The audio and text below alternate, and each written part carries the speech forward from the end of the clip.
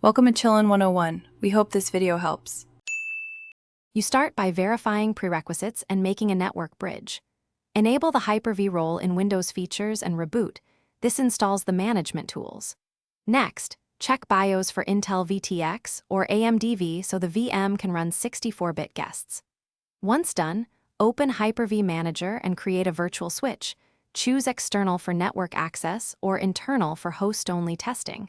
This ensures your VM can reach other machines. Make sure to name the switch logically, because you'll select it when creating the VM. You now build the VM using the new virtual machine wizard. Select Generation 2 for UEFI-capable OSes, otherwise choose Generation 1. This matters for boot mode and secure boot. Allocate memory, start with 4 GB for modern OSes, and set processor count based on cores available. Create a VHDX file, choose dynamic or fixed size depending on performance needs, and attach an OS ISO to the virtual DVD drive. Finally, connect the VM to the virtual switch you made so it has network connectivity. You finish by starting the VM and installing the operating system from the attached ISO. Press any key if prompted to boot the installer. Follow the OS setup, partition the virtual disk, and complete first-run settings.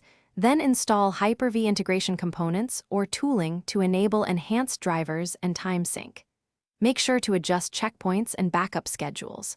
If the VM won't access the network, check the virtual switch type and host NIC bindings, then verify host firewall rules. Toggling the switch or recreating it often resolves binding issues. Thanks for watching. Consider subscribing if we helped you.